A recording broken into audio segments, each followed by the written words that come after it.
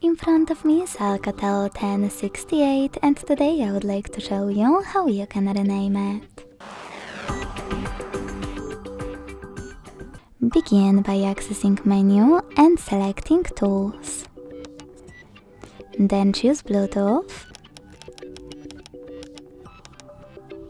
Select my name and type in wherever you want to.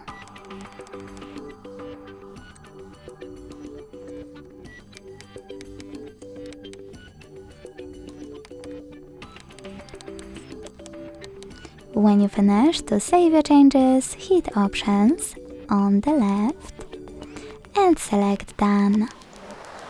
As you can see, after that, my device was successfully renamed.